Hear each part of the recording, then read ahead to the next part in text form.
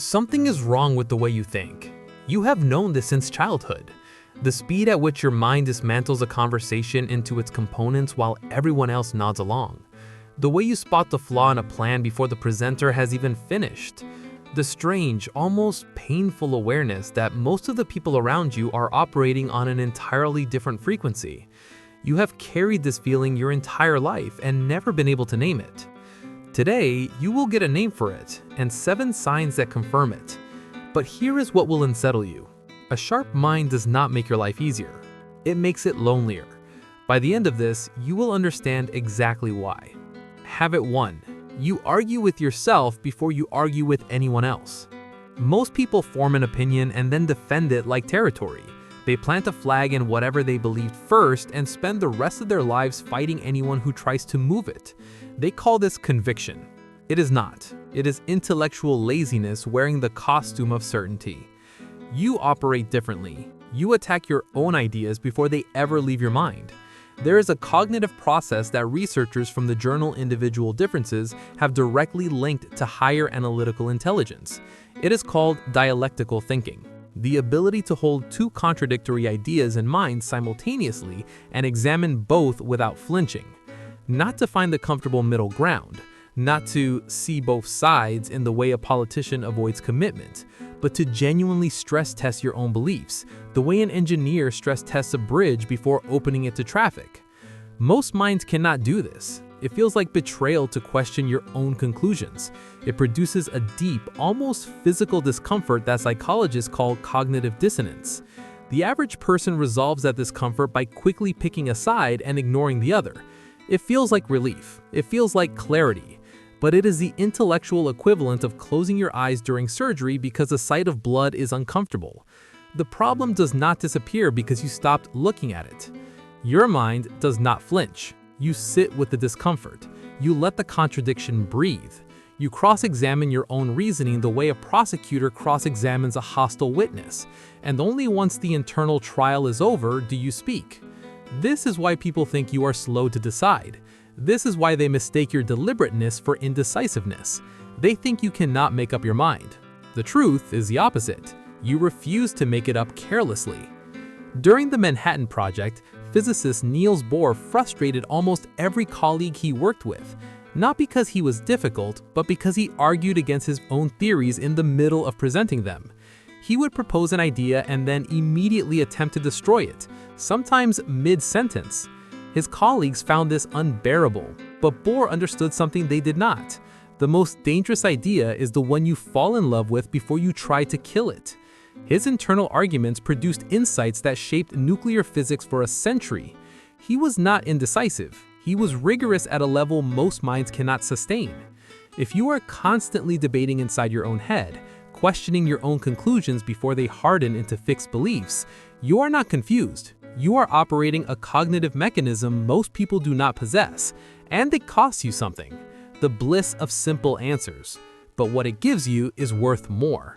It gives you precision. Habit 2. You become bored by conversations that captivate everyone else. There is a specific kind of boredom that has nothing to do with laziness. It is not the boredom of the unmotivated person. It is the boredom of a mind that processes information faster than it arrives. You have felt this. Someone is telling a story, the room is engaged, people lean forward, react, laugh at the right moments, and you are already 3 steps ahead. You predicted the ending. You understood where they were going before they reached the second sentence. You have already arrived at the destination, and now you're simply waiting for them to catch up. David Robson, in his research on cognitive processing speed, documented a phenomenon he described as the curse of fast pattern recognition. People with higher processing speeds do not just think faster, they predict faster. They unconsciously model the trajectory of conversations, arguments, and narratives in real time. As a result, ordinary social interactions begin to feel like watching a film you've already seen. This is not arrogance. You did not choose to be bored. Your brain simply runs at a clock speed that does not match the conversation, and this creates a strange sensation of isolation. You can't express it without sounding condescending. You can't explain it without being misunderstood. So you learn to perform engagement. You nod at the right moments, you pretend to follow along, you simulate interest. But internally, your mind is restless. It craves something denser, something that matches its speed. And when it doesn't find it, it begins to wander. Not aimlessly, constructively. You start connecting ideas from unrelated domains. You notice patterns between the conversation, something you read last week, and the problem you've been quietly thinking about for months. This wandering is not a deficiency. Research from Scientific American Mind has repeatedly linked this type of spontaneous cross-domain connection to elevated creative intelligence. Your mind does not drift because it is weak. It drifts because the current input is below its processing capacity, so it reallocates resources to more complex background tasks. If ordinary conversations exhaust you while the rest of the room is enchanted, don't apologize for it. Recognize it. Your boredom is a diagnostic instrument. It tells you the altitude at which your mind naturally operates.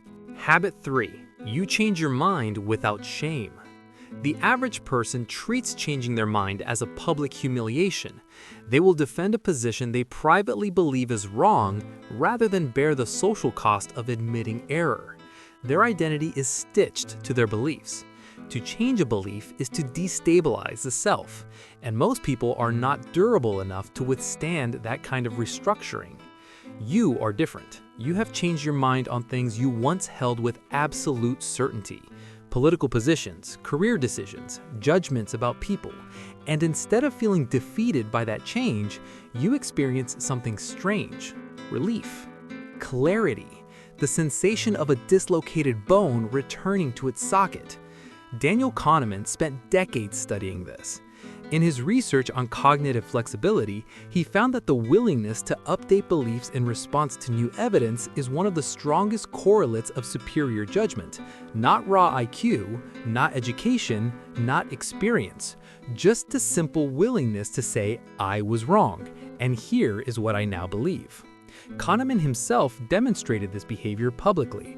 He was known for reversing his stated position during academic debates, sometimes overturning his own announced conclusion mid-lecture when a student or colleague offered a stronger argument. His peers found this disarming. Some found it suspicious.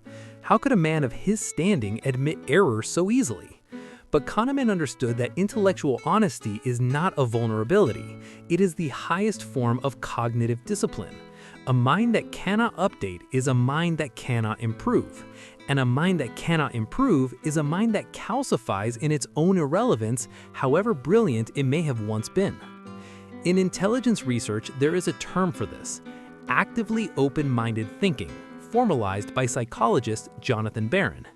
It measures the degree to which a person seeks out information that contradicts their current beliefs. Most people score low. Not because they are unintelligent, but because the emotional price of being wrong is too high for their ego to absorb. Their self-worth is so tightly sewn to their certainty that pulling one thread unravels everything. Your mind does not have that fragility. You can separate what you believe from who you are. You treat your opinions as hypotheses, not as family heirlooms. And this allows you to move through the world with a speed and precision that baffles people still clinging to yesterday's conclusions as if they were sacred texts. Habit 4. You notice what is absent before you notice what is present. Here is a test that separates sharp minds from average ones. Walk into a room. Most people immediately catalog what is there: furniture, people, noise, energy. Their perception is additive. They construct reality by assembling visible elements. Your mind does the opposite. You walk into the same room and the first thing you register is what is missing: the person who should be there but isn't, the conversation that stopped half a second too early when you walked in, the detail in a sentence that was conspicuously left out, the question nobody's asking. This is called cognitive perception of negative space, and it is startlingly rare. In visual art, negative space is the area around and between objects. The untrained eye ignores it entirely. But experienced artists know that the empty space defines the composition more than the objects themselves. The same principle applies to intelligence. What people choose not to say is almost always more revealing than what they do say. What is excluded from an argument often speaks more to its weaknesses than any logical flaw.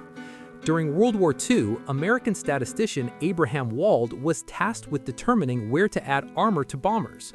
The military studied planes that had returned from missions and mapped the bullet holes: wings, fuselage, tail.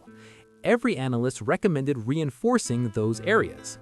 Wald proposed the opposite. He said, armor the places where there are no bullet holes: the cockpit, the engines, the fuel system. His reasoning was devastating in its clarity. The planes being studied survived. The bullet holes showed where a plane could be hit and still make it home.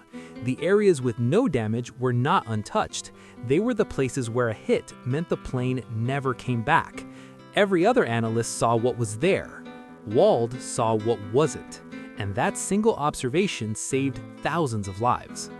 If your mind naturally gravitates toward gaps, absences, and omissions, you possess a form of perception most people will never develop. You see the world not as it presents itself, but as it is trying to conceal itself. And that is a form of intelligence no test can measure and no adversary can withstand. Habit 5. You feel exhausted after socializing, not because you dislike people, but because you process them. There is a specific kind of fatigue that has nothing to do with physical exertion. You leave a dinner party, a meeting, a casual gathering, and you feel emptied in a way that a single night's sleep cannot fully restore. People assume you are introverted. They assume you are antisocial. They assume you do not enjoy company. They are wrong on all counts. What is actually happening is far more complex. While the average person at that dinner table was engaged in one level of interaction, verbal conversation, your brain was simultaneously running 4 or 5 parallel processes. You were tracking the words being said. You were analyzing the micro-expressions that contradicted those words. You were modeling the social dynamics between every person at the table. You were cataloging shifts in tone, pauses, deflections. You were building a real-time psychological map of the room. You were not merely present, you were conducting surveillance. Susan Cain's research on introversion and cognitive load illuminated exactly this phenomenon. She found that people with heightened sensitivity to external stimuli leave social situations not from lack of interest, but because their brains process significantly more data per interaction than the average person's brain does. The fatigue is not emotional, it is computational. Your hardware is overheating because it is running software most people do not even have installed. Charles Darwin was known for attending scientific gatherings and dinner parties, appearing fully engaged, participating meaningfully in conversation, and then retreating into complete solitude for days. His wife Emma wrote in letters that Charles would return from social events looking as though he had spent hours moving furniture. He hadn't. He had been moving conversations. But for a mind like his, conversations were furniture, dense, heavy, requiring enormous effort to shift. Darwin's social exhaustion was not fragility, it was the price of perception. Your exhaustion after social interaction is not a disorder, it is a receipt. It is evidence that your mind was working at a level the room could not see. Habit 6. You feel uncomfortable about your own intelligence. This is the habit no one expects, and possibly the clearest signal of a genuinely sharp mind. You do not walk around feeling intelligent. In fact, you often feel the opposite. Uncertain, aware of gaps, quietly convinced you are missing something. You look at people who speak with confident authority about things that from where you stand contain layers of complexity they have not even begun to approach, and you wonder how they do it, how they can be so sure, how they can speak with such authority. This is not imposter syndrome in the popular psychological sense. It is something deeper, structurally embedded in how advanced cognition functions. The Dunning-Kruger effect, widely documented in psychological research, reveals an asymmetry that borders on cruelty. People with limited knowledge in a given area significantly overestimate their competence. They do not know enough to know what they do not know. The reverse is equally true. People with genuine expertise consistently underestimate their abilities because they are acutely aware of the vast territory they have not yet explored. Your discomfort about your own intelligence is not a deficiency. It is the direct mathematical consequence of expanding knowledge. The more you learn, the larger the perimeter of your ignorance becomes. The person who has read one book on economics feels like an expert. The person who has read 50 feels like a beginner, because the circle of knowledge has expanded, and with it, the border it shares with the completely unknown. British mathematician Andrew Wiles spent 7 years in near total secrecy working on Fermat's last theorem, one of the most famous unsolved problems in mathematics. When he finally presented his proof in 1993, colleagues described him as visibly uncomfortable with the praise. Not because he was modest in some performed, rehearsed way, but because in the process of solving the problem, he had encountered dozens of adjacent problems he could not solve. His success showed him how much he still did not understand.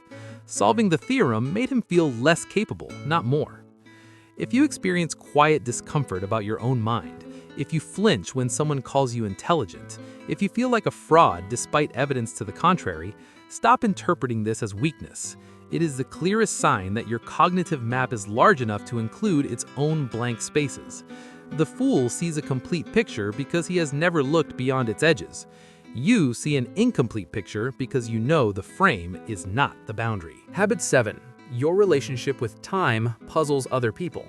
You think about death more than the average person.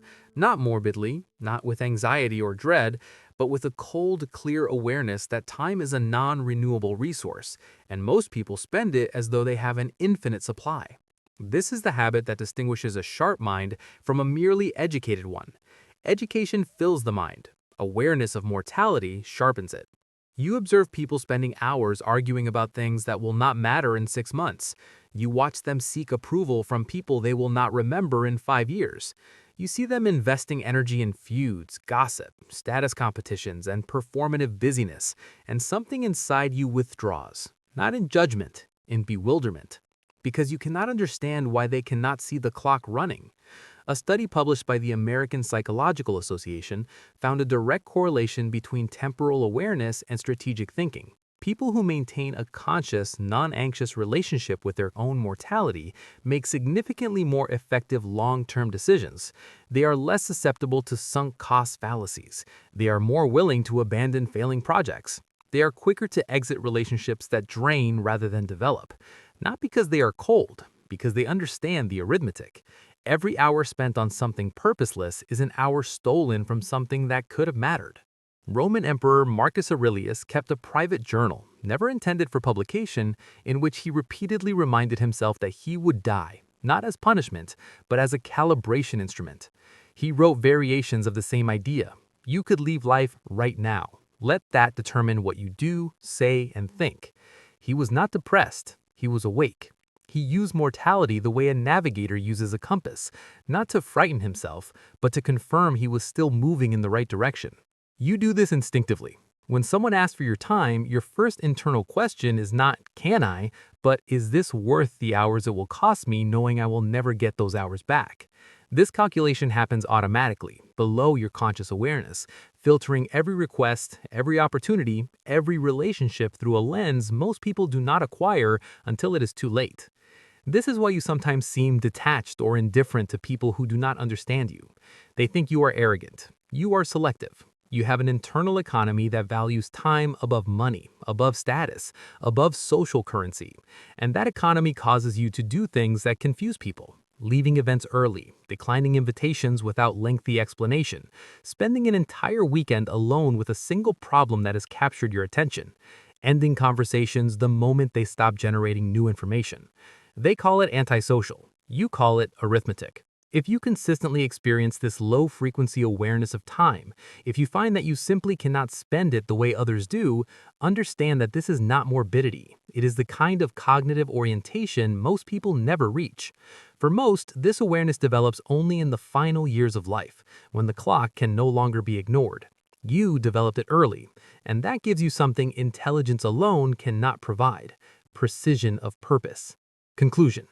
So you have seen 7 habits, 7 marks etched into the daily behavior of a mind that functions at a frequency most people cannot access.